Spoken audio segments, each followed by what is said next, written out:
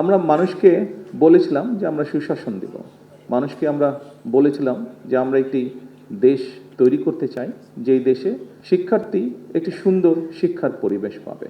আমরা মানুষকে বলেছিলাম আমরা একটি দেশ তৈরি করতে চাই যেখানে নারী পুরুষ শিশু সকলে নিরাপদে রাস্তায় চলতে পারবে।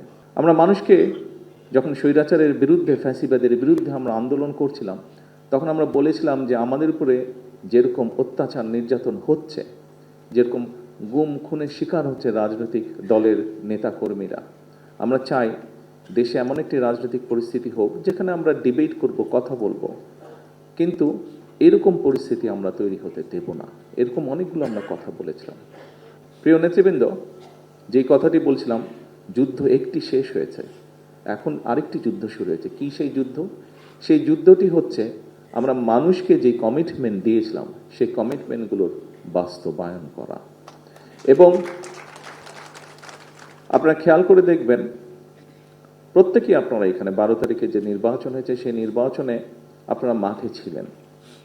আমি বলেছিলাম যে নির্বাচনটি কিন্তু কঠিন হবে। আপনারা প্রত্যেকেই পরতে পরতে সেটা কিন্তু অনুভব করেছিলেন। মানুষ আমাদের দলের পক্ষে, আমাদের ম্যানিফেস্টোর পক্ষে আমাদেরকে মানুষ সমর্থন দিয়েছে।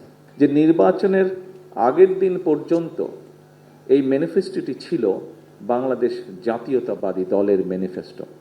নির্বাচন হয়ে যাওয়ার পরে এবং ফলাফল বের হবার পরে, আমরা বিশেষ করে সরকার গঠন করার পরে এই ম্যানিফেস্টোটি আমাদের সরকারের তথা বাংলাদেশের জনগণের ম্যানিফেস্টোতে পরিণত হয়েছে।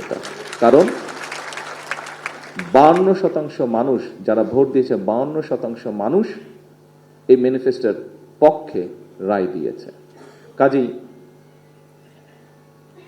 প্রিয় নেতৃবৃন্দ, আমাদেরকে এখন এই ম্যানিফেস্টোতে আমরা যা যা বলেছি আমাদের সর্বোচ্চ দিয়ে সরকারকে চেষ্টা করতে হবে এই ম্যানিফেস্টোর বাস্তবায়ন করার জন্য।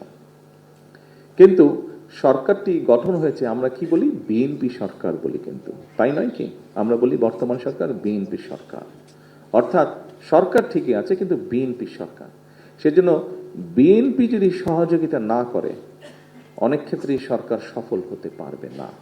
এবং বিএনপির সফলতা তখনই নির্ভর করছে যখন আপনারা এখানে উপস্থিত প্রত্যেকটি মানুষ এবং আপনারা যাদেরকে নেতৃত্ব দিচ্ছেন তাদেরকে সাথে নিয়ে সরকারের পেছনে এসে না দাঁড়ান। তা এর বাইরেই হলে আমরা সরকারকে কাঙ্ক্ষিত লক্ষ্যে নিয়ে যেতে পারবো না। সেজন্যই উপস্থিত সকল নেতৃবৃন্দ, আপনাদের সহযোগিতা প্রয়োজন।